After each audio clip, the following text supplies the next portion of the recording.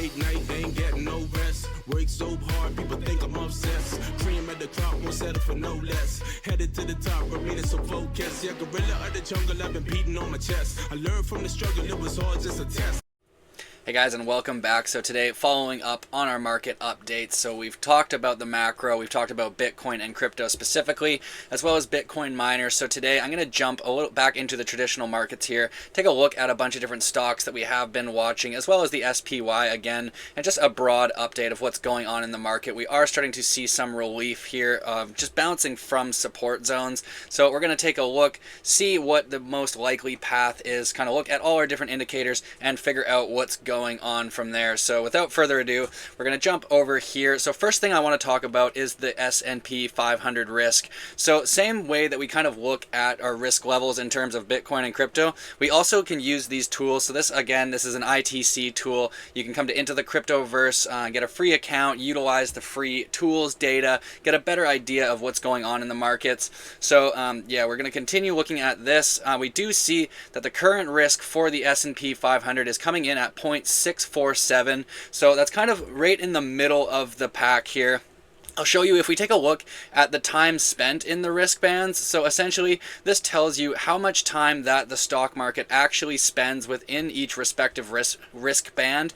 So currently we're up kind of between 0.6 and 0.7. So that means that right now we are actually in the risk band where the stock market spends the majority of its the most time of any kind of risk level here. So we do see kind of between 0.5 and 0.7 is really when the market kind of spends most of its time in that risk. We see that we have a little bit less kind of here when we get to the more elevated risk levels. So the idea essentially is to be buying kind of on the lower risk levels, just holding through these middle risk levels and then taking profits at some of the higher risk levels when we do reach them. So S&P, basically we're gonna start kind of, or not, you might not personally, but I'll start DCAing a little bit higher in the risk bands than I will in kind of Bitcoin or crypto, something more volatile.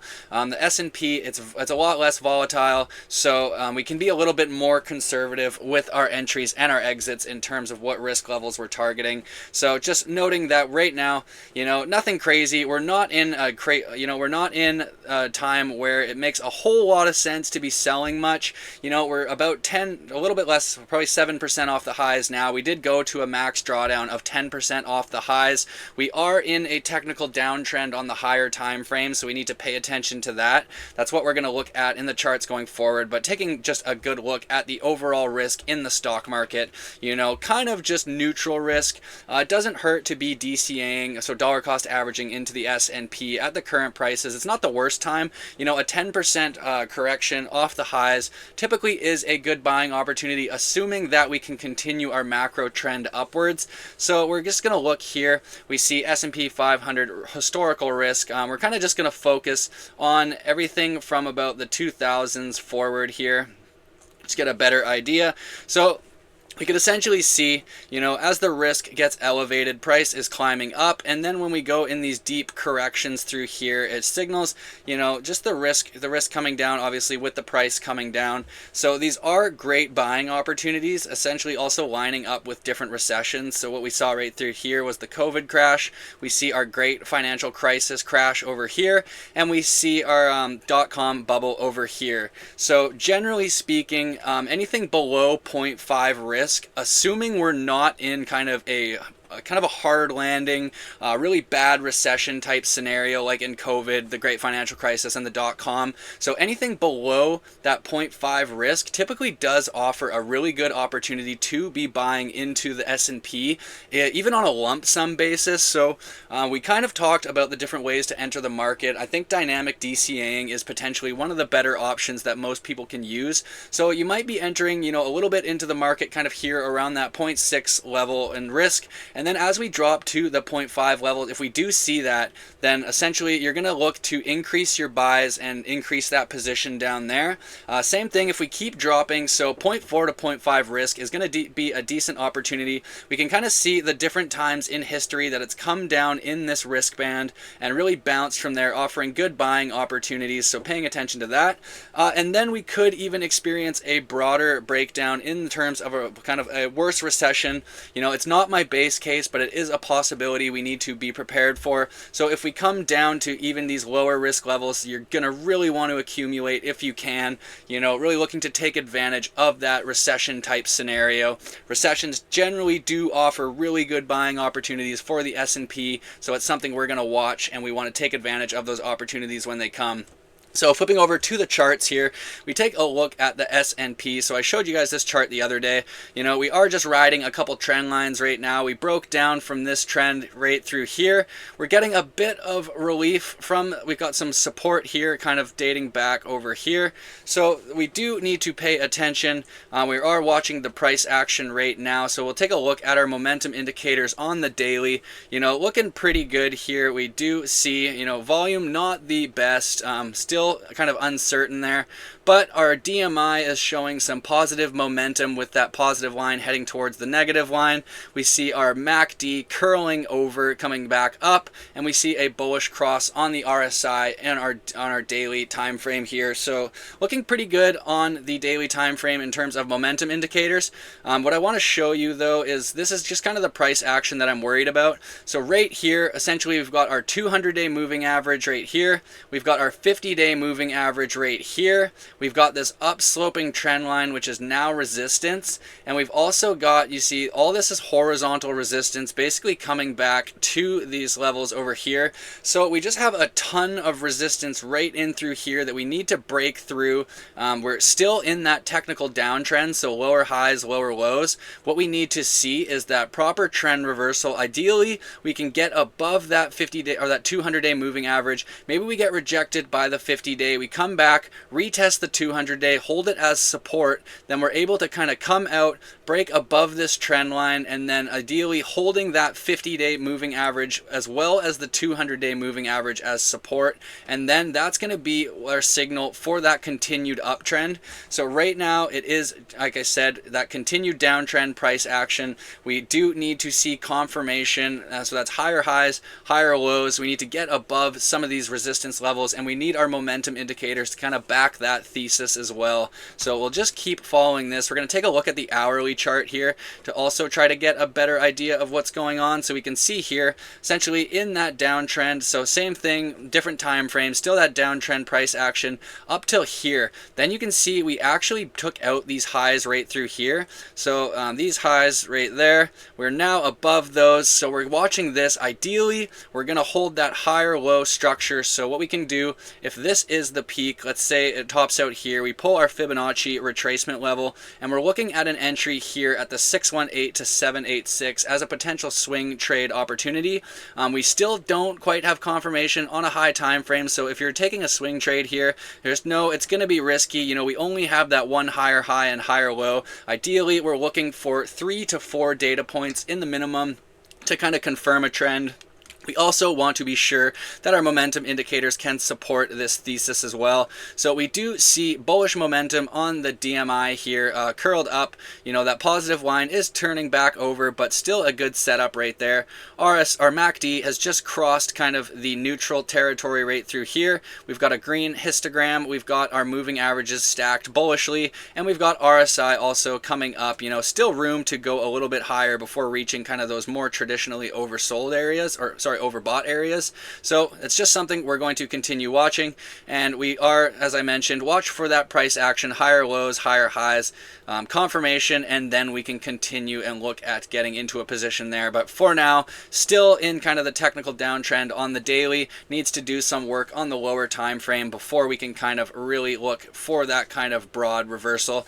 That being said, I do recognize when we see these kind of setups here, so I'll show you kind of just back through the history of the S&P. Sorry, I moved that.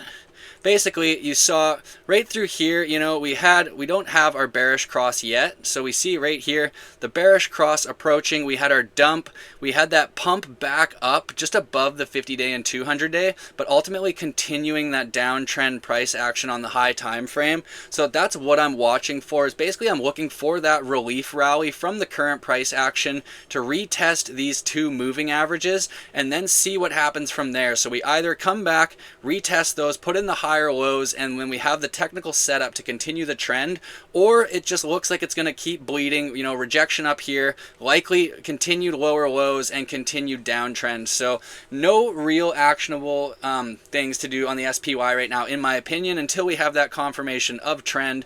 We will continue following that. We're going to flip over to the NASDAQ. Similar situation, but kind of a little bit closer to this trend line. You know, with a little bit of strength, the NASDAQ could actually break back above, hold this trend line. It is right underneath the 200-day moving average right here. So we do see it is bullish, a little bit more bullish here. If we zoom in, we see our 50-day is starting to curl up a little bit here. So we want that 50-day curling up, holding the 200-day as support, and then price action to get above these moving averages, also hold them as support and continue that macro uptrend. But in terms of the price action right now, also just coming into resistance. We don't buy resistance. We wait for the confirmed higher low, higher high structure, and then we enter if our technical setup looks like it could support that move. So also just flipping over, we'll look at the dollar quickly, you know, continuing in that bear flag structure, so holding support but still looking kind of bearish. We've got that 50-day curling down. So if we start to continue to see the dollar break down, you know, we should see a little bump in risk assets. Makes sense to get a relief rally in some of these assets. You know, nothing goes straight up or down. It always goes back, retests different support and resistance levels. So we need to be prepared for those moves. We see gold here, basically right at all-time highs, right near all-time highs again, you know, $5 off, really showing strength, continued strength there. Silver green on the day. We see TLT green on the day. Basically almost everything's looking pretty good today except for nat gas. Nat gas is down a little bit. TLT holding that uptrend structure on the low time, or kind of on the higher time frame on our daily, but in our 4-hour we are looking a little bit weak here. We've got kind of that lower low, or sorry, that lower high, lower low, lower high. So we need to watch this. It's still holding the 50-day moving average right now. That's kind of why it should still be able to get a decent bounce from here. And it is a good hedge position if things do start to break down kind of on the macro side of things. We see oil getting a little bit of a bounce here, still trying to just consolidate in this bit of a flag pattern. We will see if it can break out and get a little bit of a pump here. Nat gas down a little bit, but still in its macro uptrend. Not really worth looking at right now, in my opinion. Looking at uranium, so that's one that I'm kind of interested in, just looking going forward in terms of the use of nuclear power. There could be some opportunities for kind of investment within this space. So uranium's one we're going to want to follow right now, basically coming back to this historical support right through here. We bounced once, twice, put in that higher low, put in that higher high. So watching for that subsequent higher low, and then that could actually present an opportunity to potentially enter uranium on a swing trade basis, but we're still waiting for that confirmation for now. If we take a look at the daily chart, you know, just one higher high for now. In terms of the momentum indicators, looking pretty good. Bullish cross, and bullish momentum on the DMI right here. We are stuck underneath the VRVP, so quite a bit of resistance through here. I don't think it's going to be straight up and away. You know, we're probably going to come up, come into our moving averages, come back, retest this trend line. We're going to have to do some more work. There's a bunch of resistance up through here, and then maybe we come back, we have to retest our volume range visible profile, and then we can continue from there. So again, it's not going to be straight up. We need to pay attention to the price action. We're going to take a look at some stocks today. So we see Tesla down 4%, was showing some decent strength last week, so not the best open. We see the MACD kind of curling over. It looks like it could head for a bullish cross if we do get a little bit more strength. We see the RSI curling back over, so we just want to see that higher low kind of printed here. And we do have more bearish momentum on the DMI. So looking here, we're holding above the VRVP point of control. We've got this long upsloping trend line. We've got a lot of support all through here. So in terms of a DCA opportunity, Tesla, not a bad DCA at this time in terms of a technical perspective. That being said, there's a lot of uncertainty kind of surrounding Elon Musk and Tesla.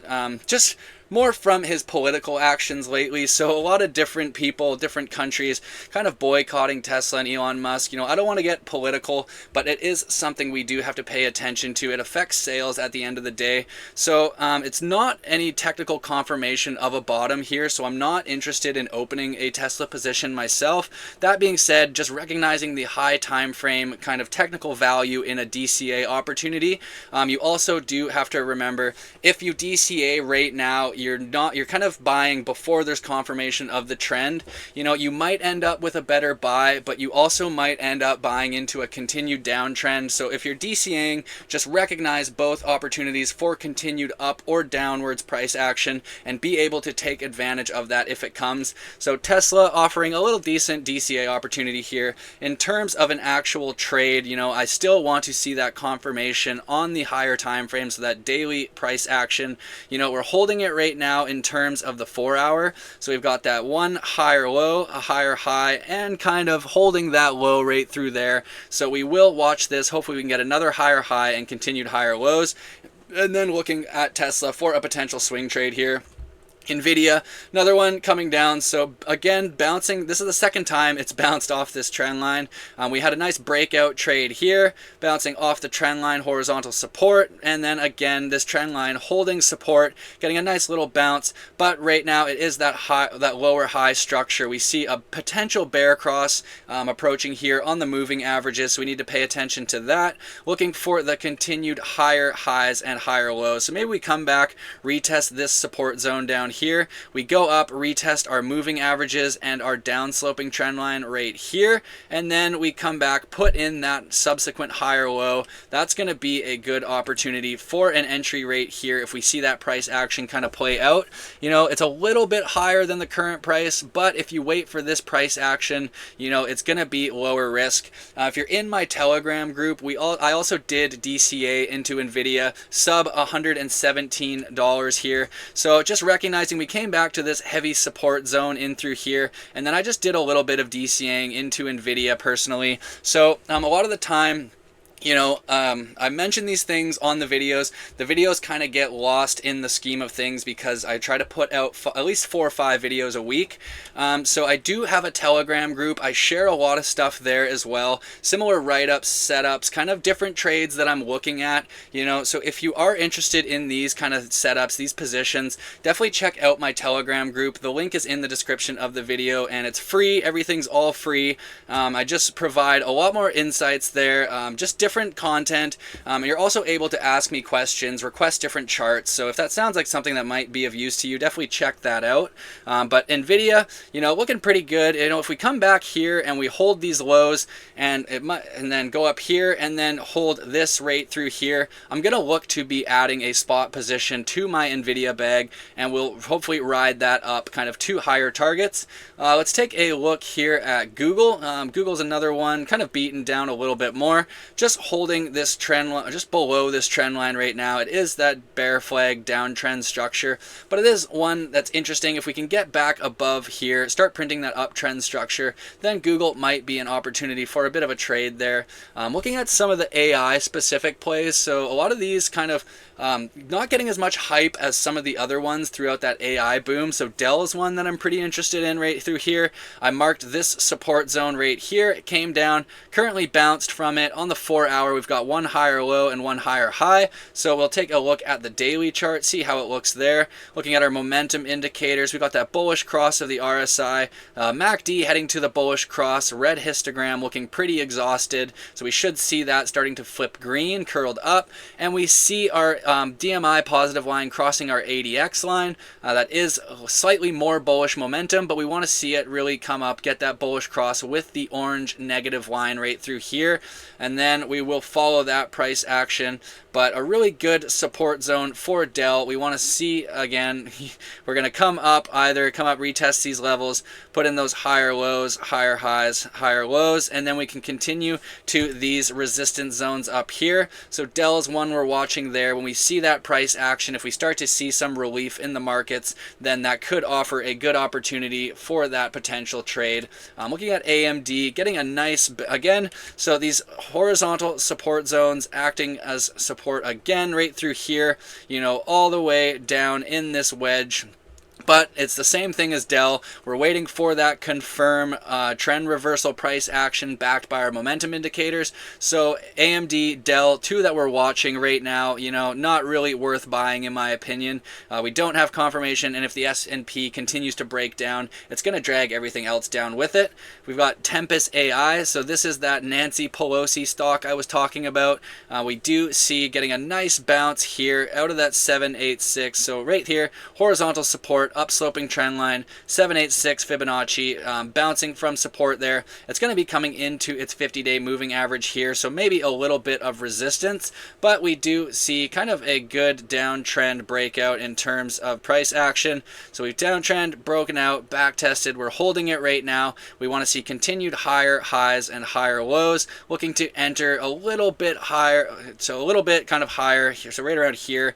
Yeah, we just want to make sure either we're going to come up, test the 50-day, higher low, higher high, higher low, and then we're off to the races, and that's where we're looking for our entry here. So just again, be patient, wait for the setups. It doesn't, you don't want to buy into a breakout attempt that's just going to fail and ultimately continue to break down. So Tempest AI is one we are following. Going to look for a position in that if the opportunity arises. We did see Intel here just with a beautiful kind of break of this downtrend structure, holding the lows, beautiful kind of pump up through here. So now we do have a pretty large daily gap fill. So right through here you can see this big gap of space from when the market closed prior and opened here. So a lot of the time we do see these gap fills come back, and price will come back and retrace them before moving on. So it is something we need to pay attention to. There's a lot of confluence of support in this 618, 786 Fibonacci. So watching Intel, this is another one that I'm potentially interested in that hasn't garnished as much of the hype as Nvidia has over the years. So looking for this, either maybe we come up, retest these highs, and then we're going to look to get in on this subsequent higher low right down here, and then riding that up to these upper resistance levels over here. So looking for a position in Intel, if we can come up, maybe even if we can't break these highs, if we can come back, hold the lows right around here, hold this support, and it looks good on a momentum standpoint. Intel actually looks pretty good here. We'll take a look at our indicators. Yeah, we've got bullish momentum on the DMI, bullish momentum on the RSI, and a confirmed bullish cross and green histogram on the MACD, holding above that VRVP point of control. So looking really good for Intel. If we can come back here, retest these levels, I think that's a good buying opportunity for them, and I'll be looking to open a position. We see Palantir here. So just looking at a lot of different AI specific plays that were previously pretty overvalued. So it's still kind of, I still think it's run up a lot here and could be due for a bit more of a retracement back to maybe these 618, 786 Fibonacci levels. That being said, it could also break out with the right strength in the market. Maybe we break out, we hold the 50-day moving average there, and then we can start to attack some of these highs right through here. So we're going to watch Palantir, waiting for either that continued break of the highs, subsequent higher low, swing trade entry position over here, riding it to the levels up there. But still just following that, we are coming into resistance. No confirmation on the daily chart of an uptrend yet.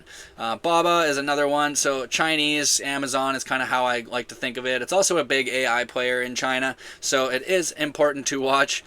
Beautiful price action coming back, retesting our support zone here around 125, and then also breaking out from here. So really not much to do on Baba right now. It's just in this definitive uptrend, just a huge breakout from down here and just been up. So we are seeing it potentially could break out. If we retest these levels here, we could come back, hold it, and then make a move up somewhere to the like 618 right through here, you know, even upwards towards that 786. So watching BABA here, if we continue to break up, hold this as support, momentum indicators look good, you could look at a potential trade kind of coming up here into that 618 Fibonacci resistance. You know, that being said, it's going to be a risky trade. Obviously, anything on a swing trade basis right now without confirmation in the macro markets is going to be a little bit riskier, but there are decent setups there for us and the potential to kind of take some positions in different companies. But we don't chase charts too much either, so we're just waiting to see if it makes technical sense to enter that position or not. We'll take a quick look at the miners today, getting a little bit of a bounce. We took a look at them yesterday. I mentioned I did a big miner update, covered all the metrics that I follow in terms of fundamentals, share price. We looked at charts, and I talked about buying levels. So getting a nice little bounce here. We do still need to get back above this trend line ideally here. So watching this, yeah, we want to get above this trend line again. Miners, mixed reactions across the board. We see CleanSpark up 3%, Riot 2%, Marathon down a little bit, Cypher up 4%, Coin up 5%, MicroStrategy down a little bit here. We'll take a look at MicroStrategy because we didn't actually look at it yesterday in the miners. We see coming up, you know, a little bit of weakness here into resistance. So either we're going to get a continued breakout, hopefully, or it's just going to reject and continue lower. If we take a look at the 1 hour time frame, you know, it's looking like it wants to break out. So that's going to be my guess there, is that we break out, you know, look for that back test of the kind of this trend line, enter that swing position and ride that off to the targets. Look at Coinbase real quick here. Kind of on the 1 hour, you know, holding that higher high, higher low structure, but it's too low of a time frame to consider it confirmation. But we look at it in terms of, sorry, the daily here, holding support. You know, we still kind of, all these moving averages, they're just not the best setups right now. So we do need to consider the potential downside. If we come up, reject in this price action, that's likely going to signal that we're going to experience a continued downtrend. I'll show you in Bitcoin quickly. Just looking at the prior cycle gives us a good idea. We saw right through here, you know, we had our first extension, 50-day above the 200-day. Price broke below the 200-day, consolidated. We managed to break back above. We got our bullish cross. We got our second leg up. We broke here again, bearish cross of those moving averages. And then when we retested it, we weren't able to break out like we were over here. So you see, we broke out above the 200-day right through there, right there. And then over here, you can see we didn't break the 200-day. We actually got rejected right through here, and then ultimately went back below the 50-day. And then you can see within that one, we tried to retest the 50-day right here, rejected again, continued downtrend. That's what we need to be aware of. That is a potential outcome. Why I think so is basically because we see this first extension, 50-day above the 200-day, deviation below, so kind of similar setup, you know, bear cross here, deviation below, and then we broke back above. We were able to hold it as support right through here and continue that next leg up. So what I'm watching here is we have our secondary extension similar to over here. We got the secondary extension. We're looking at an upcoming bear cross of those two moving averages somewhere around there. And we're going to see likely price is going to bounce from here, kind of come up and attack these two moving averages up in this circle. If it rejects here underneath these moving averages, that's going to signal to me that we're likely going to continue that downtrend. So just watching that as the potential, and also seeing just similar little setups where we sweep below those moving averages, retest them. That's going to be really indicative. Either we're going to get above it. So the most bullish potential price action is something like this, where we hold these lows and highs, and then we can really maybe go up and attack some of those higher cycle targets.